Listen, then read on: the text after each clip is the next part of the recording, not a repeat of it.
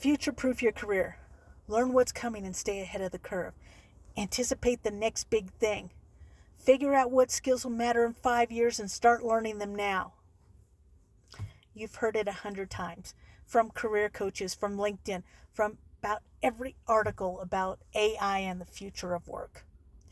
And I understand why it sounds smart, but I'm going to tell you something that nobody in this conversation is saying. Future-proofing is backwards thinking. Hi everybody, I'm Shar, and I've spent 20 years on the back of bulls and 25 years managing fleets. And one of the things that both of these worlds has taught me is you can't predict what's coming, but you can build something that adapts to anything. And predicting and adapting are not the same thing, and confusing them can wreck your career. Here's the problem with future-proofing. It assumes someone can tell you what's in the future and what it looks like. They can't. 5 years ago, people were future-proofing with social media management skills. Before that, SEO. And before that, building websites in Flash. I have no idea what the heck Flash is, but people spent real time, real money future-proofing with that skill that eventually Adobe killed. And the trades aren't any different. I've watched people in fleet operations scramble to learn every new telematics platform, every new dispatch software, every new thing that was supposed to revolutionize the industry. And some of these tools lasted. A lot of them got acquired, shut down, or replaced by something else within 3 years, and sometimes even less. These tools changed, and the people who survived weren't the ones who picked the right tool. They were the ones who understood why the tools existed in the first place. Now, I look at these tools like they're bulls waiting in the pen right before rodeo. And let me explain to you about the bullpen.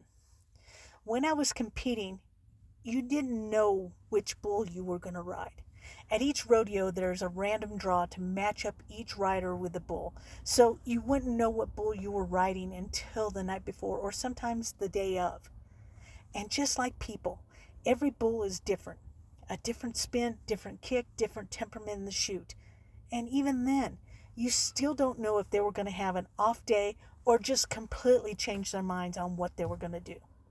You just can't future-proof for any bull. There's no point. But what you could do, what the riders who lasted did, was build fundamentals so strong they worked on any bull. Your seat, your balance, your free arm, your ability to adjust at the blink of an eye. Those fundamentals didn't care which bull you drew.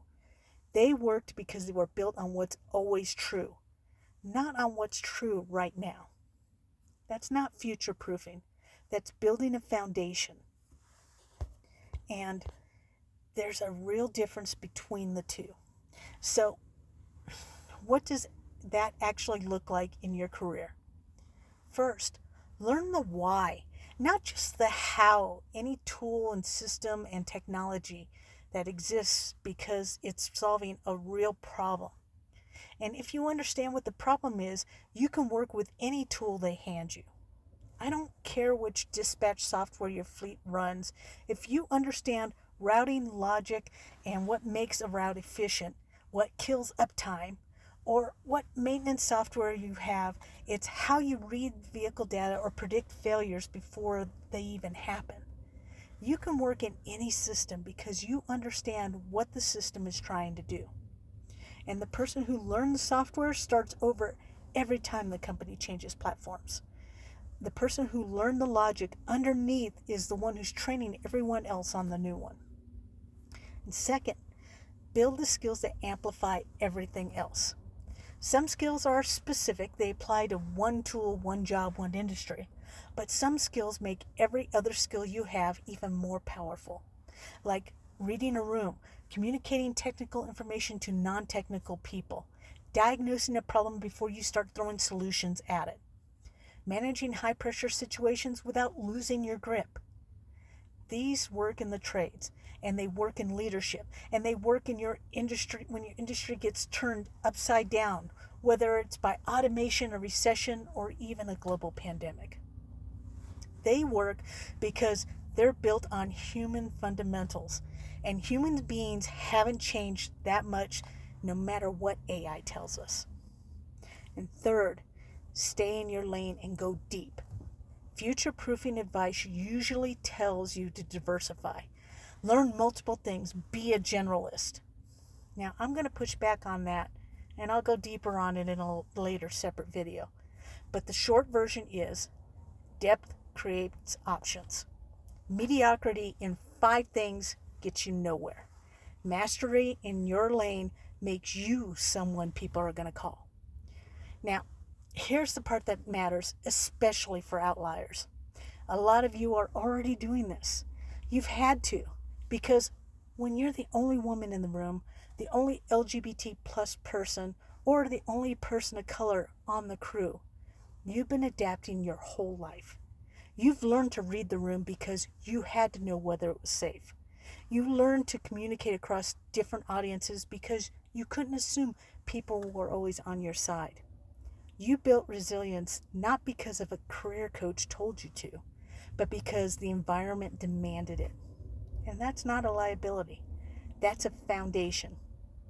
The adaptability you've been building your whole career, that's the skill that doesn't go obsolete. And here's what I want you to take from this. Stop trying to predict which bull you'll draw. Start building a foundation so solid it doesn't matter. Learn the fundamentals, build the skills that transfer, go deep in your lane, and trust that a strong foundation adapts, because that's what foundations are built to do.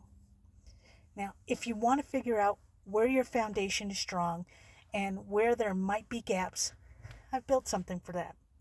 It's the Iron and Instinct self-assessment. It's free. It takes about 5 minutes, and it'll show you whether you're leading with technical competence or connection, and what you need to work on. Links in the description, and subscribe if you want more of this. I post every week on leadership, the trades, history, and what it actually takes to build a career when you're the only one in the room. Thanks, everybody. I'm Shar. Stay in the middle.